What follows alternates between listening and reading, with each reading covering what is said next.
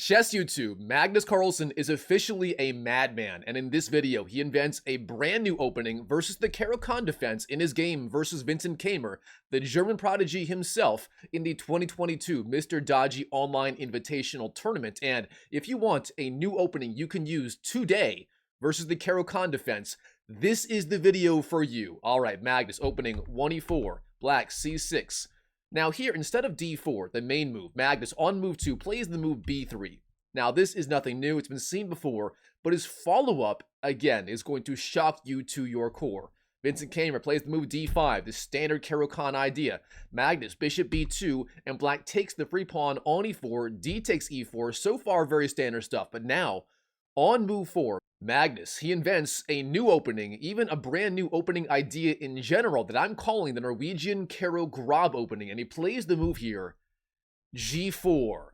Magnus Carlsen, what have you done? Now, the depth of this idea is going to blow your mind. You may see, wait a minute, why did Magnus not go knight c3? The problem with that is black goes knight to f6, and there's no easy way to win the pawn on the e4 square. So instead, Magnus here plays the move g4, the idea being if black ever goes knight to f6, g5 comes, knocking the knight away from f6. Magnus seeing into the future, playing prophylaxis against knight f6. Alright, from here, Vincent Keymer, the German prodigy, he plays the move h5, targeting the pawn on g4 straight away. Magnus, g5 is the move, and then we have bishop g4. Vincent Keymer flying out with the bishop being supported by the pawn on the h5 square. A beautiful idea. Magnus, bishop e2, he blocks the attack, and now Vincent, all he has to do right now in this new opening, the Norwegian Caro-Grobb Opening, is just slide back to the f5 square, and he will have everything, and I mean everything, under control. And Magnus, I mean, he will look just silly. The bishop on e2 blocks the queen from going to e2, and from there, what can Magnus do? But instead, Vincent, on move 6, he chokes, he takes the bishop. Bishop takes e2 is the move. Magnus takes back, and with one simple mistake, everything in the white position begins to go in his favor. Magnus here going to win the pawn on e4, going to castle queenside, and going to have excellent squares for literally all of his pieces. Vincent plays the move e6, the standard idea, but again, Magnus here, he's doing just fine. The pawn on g5 under attack. Magnus h4 defends the pawn on g5. Vincent knight d7, a typical square for that knight in the Caro-Kann opening.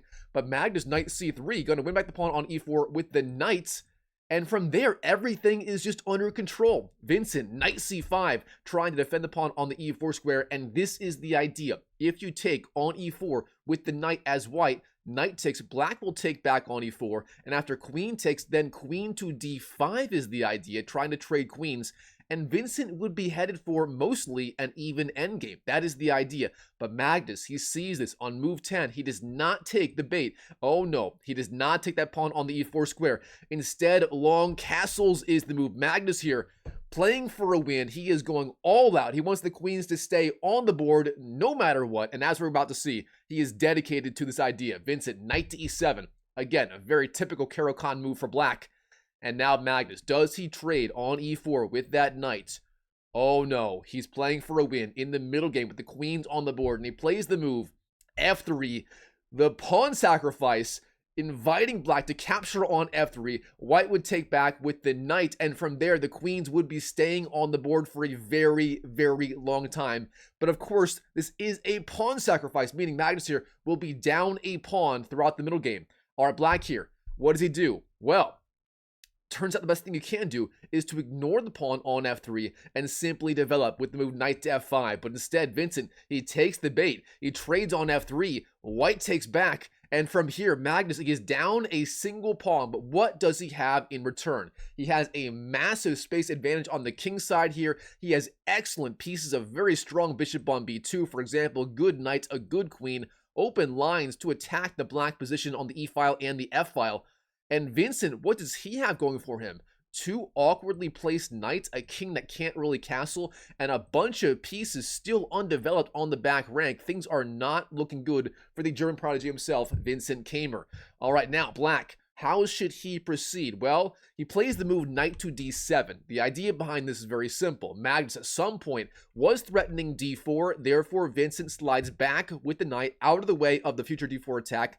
knight d7, simple prophylaxis. Not a bad idea, but also not the most active move by the German GM. All right, here, Magnus, knight d4, jumping in with his knight, and the audacity of Magnus in this position, threatening knight to d6, which would be a smothered checkmate against the Black King. Black would literally be checkmated on the spot if he ignores the attack with, say, I don't know, a6, and then knight d6 would win the game on the spot. Going back right here, instead of that, queen c7, Vincent guarding d6, a solid idea, and now Magnus, rook h to f1, finally bringing out his last piece into the game on the f-file, and that rook is lining up with the very vulnerable pawn on the f7 square. If Black were to say long castles, which he is sort of gearing up to do right here, that pawn on f7 would be a juicy target. All right, Vincent, the move here is knight to g6, pressuring h4, bringing out this knight to a better square, eyeing f4 and e5,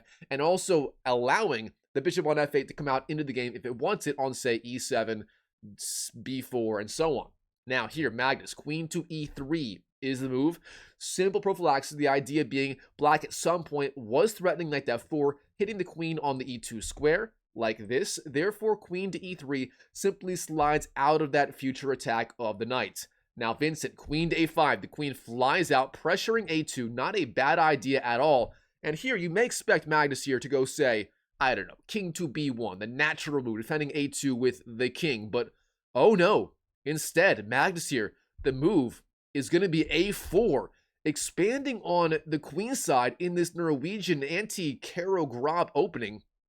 And the idea is very simple. If you slide the king over to the b1 square, then bishop to a3 is possible, trading off that very, very important dark square bishop, which defends all of those weak dark squares on the queen side.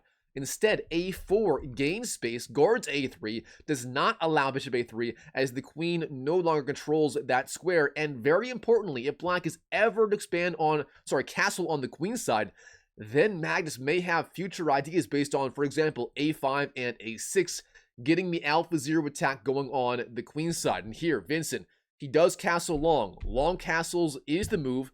And now we have bishop c3, pressuring the queen on the a5 square. The queen on a5 must go somewhere. The move here, queen to b6, sliding back out of the attack. And now bishop d4. Once again, Magnus not allowing the queens to fly off the board. He is keeping the attack going at all costs. Vincent, queen c7, sliding back. Magnus, king to b2.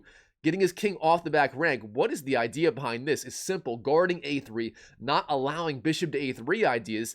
Now that the white bishop is not on b2, it's now on d4. However, this move here is a little bit dubious, and Vincent, the German GM, begins to take over in this game. c5 is the move, expanding on the queen side, a very solid idea, pressuring d4, giving him a little more space for his pieces in general. Magnus, bishop c3 is the only move here, the only way to keep the piece alive. And now knight to b6, threatening c4 ideas potentially. Vincent, the German GM, taking over in this game. And I do love my German chess players. I mean, I'm technically one myself. I am German myself. Not really from Germany, but I'm American. But you know what I mean. Much love to my German GMs like Vincent Keymer. All right, here, Magnus, it's his turn to move. What does he do right here? Well, he continues what he started with the alpha zero attack on the queen side. a5 is the move, pushing back the knight in this new opening, the Norwegian Caro-Grobb Opening. The knight, it must move. It goes to d5. Knight d5 is the play. And now, of course, this poor bishop on c3, it's going to be lost one way or another. There's simply no good square to go to here, everything being covered by the black pieces. All right, Magnus, the queen on e3. It's under attack. Queen to e2 is the move, sliding back, and Black a6, finally stopping the alpha zero pawn on the a5 square dead in its tracks. Now, Magnus, queen c4. The queen slides up. Black trades on c3. Knight takes, queen takes, and then rook to g8. The idea being defending g7, therefore allowing the bishop on f8 to come into the game on, say, e7 or d6. Now here, rook to a1. Magnus sliding over the rook to the a1 square. What is the idea? Well, there are two potential ideas. One, the rook on a1 does defend a5, therefore allowing the queen to go to a different square, perhaps, I don't know, e3 or c4 and so on. The other idea is potentially the rook lift. Rook to a4, maybe intending rook c4, Does Magnus have the balls to play an idea like that in this game? Let's keep going. Vincent Keymer, knight to f4. The knight jumps in, eyeing d5, which would be admittedly a much, much better square for that knight. Now, Magnus here. He plays the move knight to e5. Now, this turns out to be a little bit dubious, as now knight d5 comes with a vengeance. Instead, rook to a4, the rook lift, continuing the weird rook maneuver, would have been the way to go here. Instead, knight e5, pressuring f7, pressuring certain squares, and Magnus here, I mean, if this knight moves, he will have pressure on f7 with the knight and the rook. That is sort of the idea here. But Vincent, he's not slowing down. He continues. Knight d5, jumping in, targeting the weak queen on the c3 square. Now, I do want to point out, Vincent, he missed an absolutely brilliant idea. Not a complicated one, but very, very strong. In this position, I mean, you know what? Pause the video, see if you can find the idea right here in this position, the stronger idea for Vincent. You know what? Comment down below. I'm going to keep going, but this one is a shocker. If you can find this, you are a very stable chess genius, my friend. Here, instead of the stronger move, he plays knight d5, hits the queen on c3. And now Magnus, the queen on c3 is under attack. What do you do here? What is the right play? Well, it turns out the strongest move here is queen to g3, sliding over with the queen, keeping the queens on the board. Instead, though, Magnus being the greatest endgame player of all time, he plays the move rook takes f7, inviting a transposition into an endgame. If black takes on c3, white takes on c7, and an endgame will be reached. But here's the problem with this plan. Magnus, if he heads into the endgame, he will be literally down the exchange. Black will lose this knight on c3, but white will lose the rook on c7, all to get the queens off the board. Is he really going for that plan in this game? It turns out the answer is yes. Vincent, he trades on c3. Magnus trades on c7. The king's under check. The king takes. And now we have an endgame. Let's slow down here. Both sides have those 6 pawns. 1, 2, 3, 4, 5, 6 versus 1, 2, 3, 4, 5, 4, 5, 6. I can't count chess YouTube. 6 versus 6. The difference is black has the 2 rooks versus the rook and knight of Magnus. Magnus Carlsen literally trading into an endgame, down the exchange, down the rook versus the minor piece versus the rook. Can Magnus come back and win this endgame despite being objectively way worse? I mean, if he does, I'm going to lose the chess YouTube. All right, let's keep going. Here, Vincent, rook d5, attacks the weak knight on the e5 square. Knight g6 is the move, pressuring f8. Now black, bishop d6. Developing, offering the trade of minor pieces. Magnus here, if he wants it, he can just trade here on d6. That'd be a decent idea. But oh no, rook e1. He slides over, pressuring e6. He knows he has to keep more pieces on the board. If more pieces fly off, he's going to be simply cooked in this game. I mean, Chef Vincent Keymer here is going to cook a Magnus omelet for breakfast. All right, Vincent, rook e8, defends the pawn on the e6 square. Now, king to c4. The king slides up. King c6. Vincent doing the same thing. And now c3. Magnus here, he's showing his hand. His idea is going to somehow slowly try and push these pawns, create some pressure against the black king, and slowly use the knights, the pawns, the king, to just engulf the black position. All right, black, bishop c7. He slides back. There is no more minor piece trade on the table. And Magnus b4, sure enough, expanding on the queen side. Black takes, white takes back, and then bishop d6. Vincent sort of going back and forth in this game, not really doing a whole lot so far. All right, Magnus here. After bishop d6, we have the move d4, expanding in the center. And now Vincent, he plays the move king to d7. And this move turns out, for reasons that are very complicated, turned out to be slightly weak in this game. Instead, the move here is rook to d8, pressuring d4. Instead, king d7 played in the game.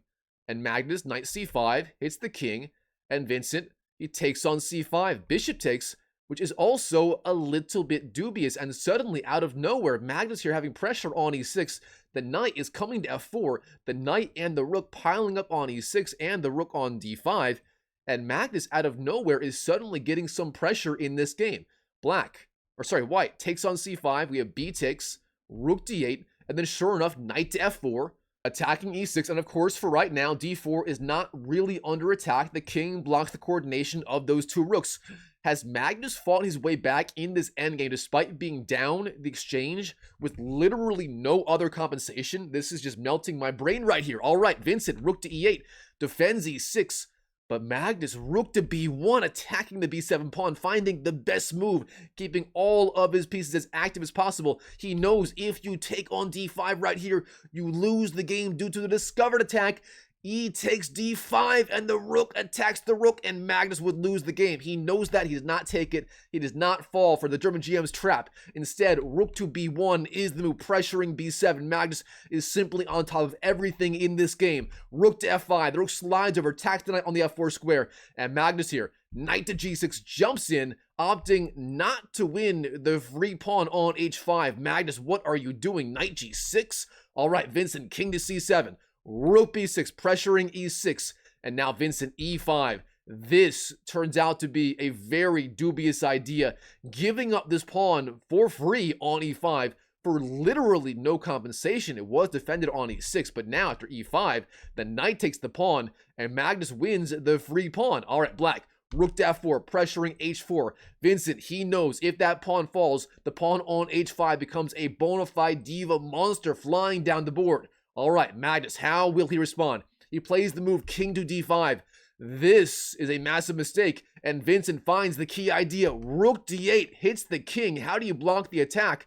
Rook d6 blocks the attack, and now Vincent, rook takes h4. Vincent Keymer having a completely winning position, being up the exchange, up the outside, pass pawn on h4. His plan is simple. Push the pawn down the board as fast as he can. If Magnus finds a way to win this game, I am going to lose it. All right, king d6. The king march continues.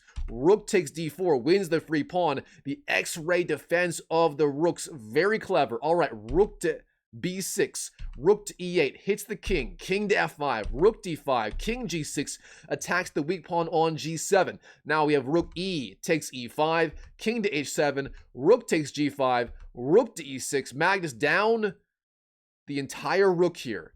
He loses the knight on the e5 square. He continues to fight. This was a blitz game. They are both in time trouble. I could not find the timers for this game. Trust me, it was a very tense blitz game. All right, rook takes c5. Vincent being up the rook and 3 pawns. But Magnus, he fights on like the goat that he is. Rook e7 hits the king. The king moves to c6. Rook e6 hits the king again. King to b5. Rook g6 offers the trade of rooks. Vincent Keymer, all he has to do to win the game is take the rook. White takes back. And that is all she wrote. That is it. There's nothing else in this game to do but win. Vincent, he does not take the rook. King to a4. All right, nothing wrong with that. Magnus, he trades on g5. Rook takes g5. All Vincent has to do is trade the rook. But does he take the rook? He does not. King to a3 is the move. Magnus, he takes the rook on c5. Magnus Carlsen is up a rook, being down a rook 2 moves earlier. He wins both rooks of Vincent Keymer. Vincent, in time pressure, did not see this coming somehow. King to a2, the king runs away. Rook c7 attacks b7. Vincent, king to a1, rook takes b7, king to a2, rook b6. He's going to win this pawn, then these pawns, then promote this pawn. Magnus Carlsen, he has done it with the new opening, the Norwegian Caro-Grobb Opening with g4. Magnus Carlsen, the lunatic, has won the game versus the strongest German chess player in the world, Vincent Keymer. All right, Chess YouTube, hope you enjoyed the video. And yes, this was a real game. It did happen in the 2022 Mr. Dodgy Online Invitational Tournaments. Hope you enjoyed it. That is all. If you did, smash that like button, comment down below. Whatever you want to say is all good. Now, real fast, if you are tired of watching endless chess YouTube videos and you're not making any progress and you feel stuck and you want to work with me directly one-on-one to skyrocket your online rating, I am reopening my one-on-one coaching program. I call it the 2000 ELO Accelerator. In that program, I work with you directly one-on-one every single week. We identify your weak points, we obliterate them, and I will help you skyrocket your rating very, very fast. If that interests you, I do offer a free one-on-one coaching session for people who do apply. The link's down below. It's drmikechess.com/coaching. It's the second link in the pinned comment and the description. Now, if you're not ready for that, it is a paid program. If you want more of a free resource, I do have a free online chess community with over 1,000 online players who are sharing their wins, sharing their latest games, and so on. It is the first link. It is drmikechess.com. It is 100% free to join. I have free courses for you, free group coaching on the weekends, everything you need to succeed. So, whether it's my one-on-one coaching program or my free online community, I have what you need to succeed in online chess. So check them out. They're great. Either way, I'm happy to help you out and happy to help you succeed with your online chess journey. So that's all for today, and I will see you in the next video.